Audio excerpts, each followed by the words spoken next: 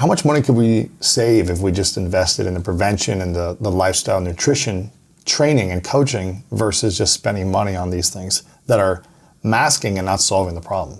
I think trillions of dollars. Wow. Yeah. And the funny thing is that, what taxpayers don't realize is that they're paying for this four times over. It's crazy. We are paying taxpayer money to, of course, fund, healthcare, Medicare, Medicaid, all these things. We are then going to the doctor and paying our copays, we're paying our insurance premiums, we're paying for that service. We are also paying taxpayer money for the farm bills and for the food subsidies that are making all the disease-promoting foods cheaper for Americans. So we spend $31 billion on our farm bills, which directly subsidize the foods that cause disease, making them artificially cheaper. So this is corn, sugar, soy, wheat, and other foods like that. Does not go towards the vegetables and the fruits, which are actually part of a separate, very small horticulture bill, which is not even a fraction. 10 million or something, yeah, It's, so small. It's a tiny little amount. So they're paying for those that then make us sick. And then, of course, we're paying for the environmental damage of those terrible farming practices, of the foods that make us sick, that are then ruining our topsoil and creating horrible runoff in our rivers and oceans. So literally, you walk into the store and you grab, Skittles, or you grab Wonder Bread. And I think what people don't realize is that if that had a real price tag on it, it would be $150, because it's the healthcare costs, it's the cost of the food, it's the cost of the taxpayer money for healthcare for others, it's the cost of the environmental damage, and it's the cost of the farm bills. We're paying all that. That's crazy. And yet it's $3. Yeah. Yeah, what I think what's cool that you're doing and a lot of other of your peers are doing is trying to give people information and access to take back control of their own health and prevent a lot of these things from happening by just making better choices every day. Having the information and the education of what makes you sick and what keeps you healthy with all these different factors you talked about. And also just staying on track with it, staying on track consistently to prevent and stay healthy as long as possible. The challenge is there's so much temptation in the world. There's so much temptation and so much available at all the times to make poor choices, whether it becomes nutrition, diet, sugar, all these different things, processed foods. It's very challenging for a lot of people. Even myself, I would consider a healthy person, active. I just ran a marathon 3 days ago for my first marathon. Congratulations. Thank you. But I still feel I'm not in the best shape that I could be in, right? Because of the nutritional aspect. I can go months of eating super clean and healthy, and then other months where I'm I feel great. Let me just have some sugar every day now. So it's the accountability, it's the structure, it's the accessibility to so much processed foods, which I think is challenging for a lot of people.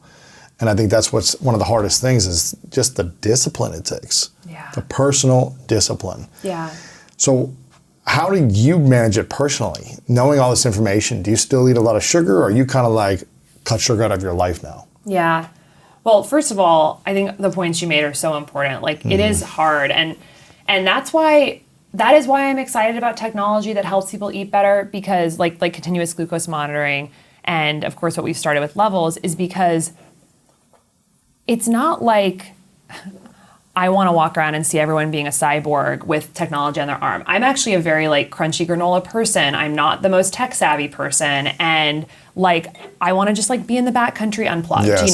That is my ideal. However, the cards are stacked against us so monumentally in the way we've talked about. The past 50 to 100 years, the human body has had to be bombarded with all these external signals that it's never had to deal with in the tens of thousands, hundreds of thousands of years of evolution, and it's breaking our bodies. We have broken bodies by and large in America, as evidenced by the fact that 6 in 10 American adults have at least one chronic disease. We're breaking.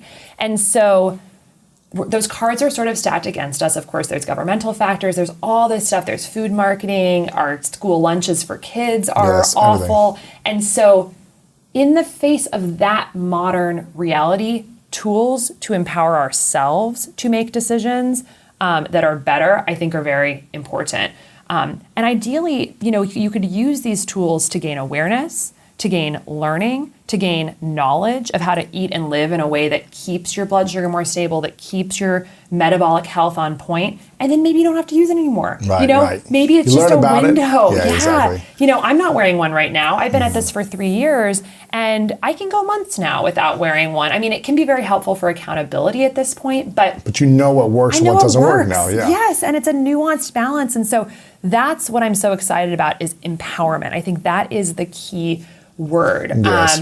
Because your doctor might say to you, oatmeals, you've got high cholesterol, so eat oatmeal. Like this is a heart healthy whole grain But thing. that might be not bad for you. Well, put a blood sugar monitor on your arm and eat the oatmeal and see what happens. And maybe for you, your blood sugar stays quite stable and you don't have a big spike. But for me, because I've tested this, one serving of Quaker rolled oats caused me an 80-point glucose rise and crash, which is about 4 times higher than the highest I want to go. I want to go up like 20 points after a You meal. want to stay like here, not here. right? Exactly. Yeah. So for my body, terrible metabolic choice. For yours, maybe it's Maybe okay. worse. But the fact that the doctor's saying it sort of works for everyone, that's where we can kind of get into trouble because every single body is different. We are so biochemically individual.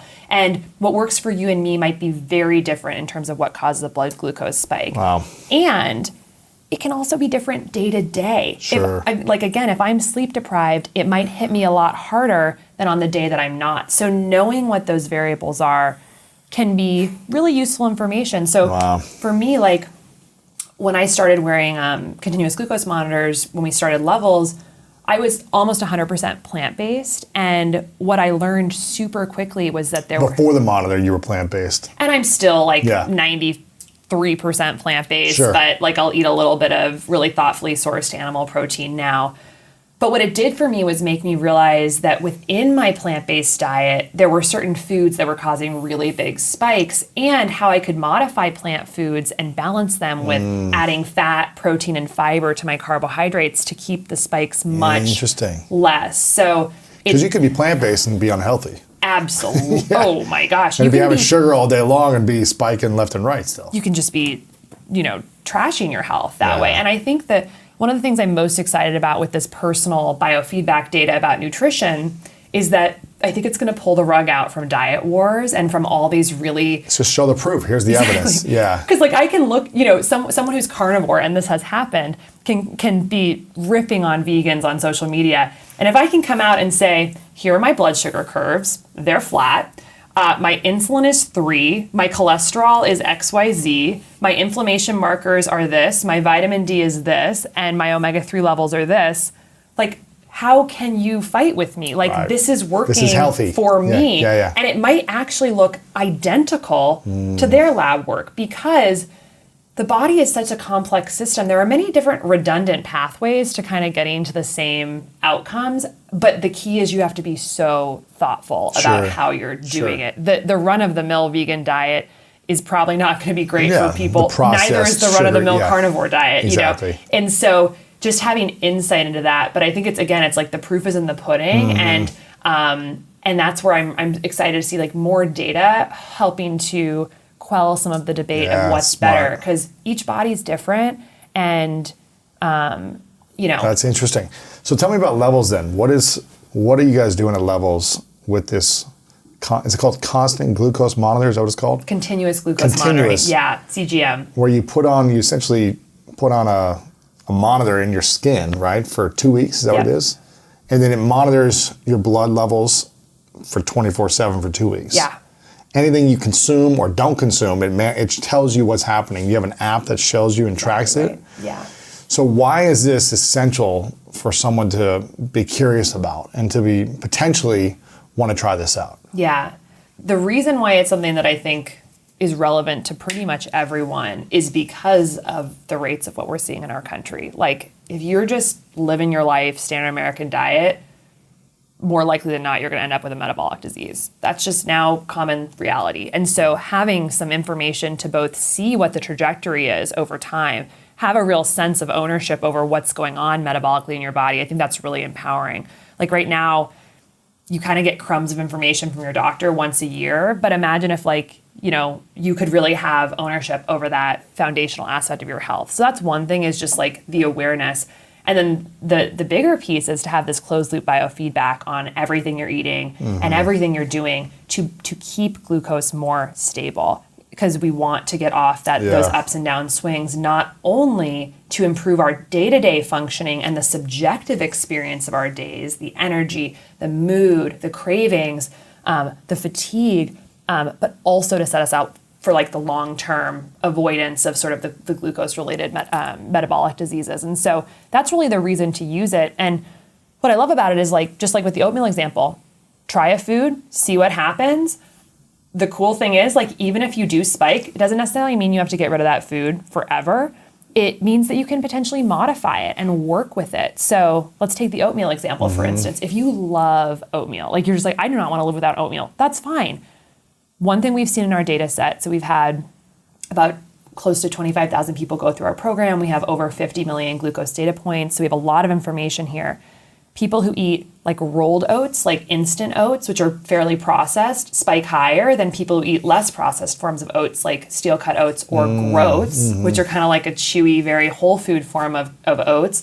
So eat one of the less processed ones potentially, or add fat, protein, and fiber to that carb. The carb alone, if you're eating what I call like a naked carb, essentially a meal that's just like dominant All carb. carbs, Yeah. No fat, protein. Yeah, like 2 bananas or oatmeal or Skittles. Like, you think about some candies, like Skittles are basically just like sugar, whereas like a Snickers bar actually has some peanut butter. And chocolate, nuts and chocolate. And crazily enough, Skittles have an over 80 point glucose spike in our data set, and Snickers is like 35 or something. So it's like half, and because Skittles are more of a naked carb. And so Skittles are actually the highest spiking food in our entire data set. Come on. Yeah, number Just a one. straight sugar ball. Straight sugar ball. Skittles, candy corn, Milk Duds, it's like they're all very gosh. similar. Milk Duds, so jelly good. beans. Yeah, it's like sugar coated on sugar Exactly. with more sugar. It's crazy. So you want to avoid that naked carb situation. So I see oatmeal with chia seeds, which has tons of fiber and protein. A little bit of almond butter, which has fat, protein, and fiber. Add a few maybe low glycemic berries, like a couple blueberries or raspberries or whatever, which have a good amount of fiber and antioxidants. Maybe some flax seeds on top, which is going to be fiber and fat. Mix it all together, and like you're going to probably absorb the glucose slower. It's going to slow digestion. The fiber can actually block the amount of glucose that gets into the bloodstream. The fiber also has the effect of feeding the microbiome, which has downstream positive effects on metabolic health. Wow. So it's like, keep the oatmeal, but modify it. And if you're not wedded to oatmeal, then start experimenting with other breakfasts. So for me, I'm like, I couldn't care less about oatmeal. So if I saw that it spiked me and I think I never ate it again, I'm like, I don't even like this. I just thought it was healthy. Right. So like, you cut it out of your for system. me, that's gone. And if you look in our data set at what some of the best scoring breakfasts are, we see things logged like eggs and avocado, eggs and greens. We see frittata. We see chia pudding. We see actually one that we see is like green. There's a particular smoothie that we actually see logged a lot. It's called the Fab 4 smoothie. It's popularized by Kelly LeVeque. Yeah, she's great. She's amazing. And it basically is a really well-balanced smoothie that's low sugar, high protein and fiber, and healthy fats. And there's some vegetables in there as well. And a lot of our community logs that. And so it's actually got a very low glucose spike. So what you can see from this amazing data set is that there's all these options that have like less than 20 point glucose spike. So choose those. Choose those options. As opposed to. Interesting. So someone signs up for this, I guess there's a waiting list right now, but what does it do for them? Does it coach them on the foods to eat? Does it tell them, oh, you just ate this and it's not good for your system right now? Add this to it if you want to keep eating it. It kind of coaches you for those 2 weeks, or what's it do? Yeah, it does everything that you just said, basically. So so a Levels member will actually use it for a full month to start. So the sensors are on the arm for 2 weeks. So the first month of Levels is 2 sensors. So you put one on for 2 weeks, you peel it off, you put a new one on, and so it's 28 days total. And throughout that process, it's doing exactly what you're saying. You log your food, you take a photo of it, and then you get a score for each of those meals. So The score is essentially a 1 to 10 zone score is what it's called, that tells you about the glucose impact of that meal. So you're shooting for 10s, and 1 is like lower. So Interesting. for example, I could eat sushi, which of course has white rice, and sometimes the white rice has sugar actually added to it. And for me, like sushi usually scores like a 2 or a 3. Like I have a very, very high spike. And you want it to be a 1. You want it to be a 10. 10. You want it to be a Okay. 10. So that's like a pretty, like that would look like a big sharp spike Gotcha. and crash. Gotcha. So what I learned and what the types of things that we talk about in the Levels app is like, okay, well, based on what other people have logged, if you log sashimi, you're probably going to score like a 10, Right. a 9 or a 10, because that's of course just like straight fish. People are now logging cauliflower rice sushi, which is kind of interesting, which has like almost no glucose spike. Wow. And there's actually restaurants offering this now. Or, I mean, I think like me, there's some people who just don't want to give up sushi. Like that's not like oatmeal. Like for Yeah, me, yeah, I'm like, yeah. I'm not giving up sushi. So then there's other things that'll suggest, like for instance, preload your meal with, before the sushi, have a salad with protein and fat. Because there's been research that's shown that if you eat like, again, fiber, fat, and protein before a carbohydrate, if you sequence the meal differently, you actually have a lower glucose response. So you can eat the exact same sushi, but if there's some other stuff in your stomach first, It's processing it in a different processing way. it differently, and it's changing the hormonal response to the food. interesting. Or it will say, you're going up, your glucose is going up, take a 10 to 15 minute walk right now. No way. And it'll bring it back down. Oh yeah, for sure. I mean, it can definitely bring Does it. this tell you like live data? Is it like, okay, you need to add this or you need to go walk or? It's telling you in pretty close succession. Yeah, and helping you. Because if it sees a spike, it's going to say, when you're in this range, go take a walk or add this or eliminate that. Yeah, and actually, if you have a spike and you haven't logged anything, like we'll say to you, hey, like what happened here? What did you do? Interesting. And some people will see spikes if they're exercising, like we talked about, because of the stress response. Usually if someone's going above about 70 to 80% of their max heart rate, they're going to see a spike, When because they're that's the exercising. stress response type thing. And people will be able to exclude that from their scores because we know it's not a food-induced spike. It's not like the same as sort of a potentially damaging Sure. food-induced spike. So This is fascinating. yeah. Because it gives you information on your body. Yeah, and then we'll give the people tons of swap options. Like for instance, if they log a tortilla, like let's say they log tacos and they have a really big spike, we have a ton of content on like, here's 10 other tortilla alternatives that we don't spike as much. So for instance, like jicama tortillas from Trader Joe's. There's keto tortillas. Like I just got to LA yesterday, first stop, Erewhon, got their course. almond flour keto tortilla. I'm like Yeah. in love with them. You spent $70 on those, yeah. Oh yeah, they're like $40 a piece, so good. but I Yeah, love yeah. those tacos. Butter lettuce is great. So there's different options. So we'll give Sure. people those resources, give them Costco shopping lists, give them Whole that's Foods pretty shopping cool. lists. Yeah. So something that we can do, it essentially train our bodies, is to give it opportunities to burn fat. So this is where you start thinking about things like time restricted feeding or fasting, or potentially doing a fasted workout where you're actually kind of intentionally keeping your blood sugar levels in the low normal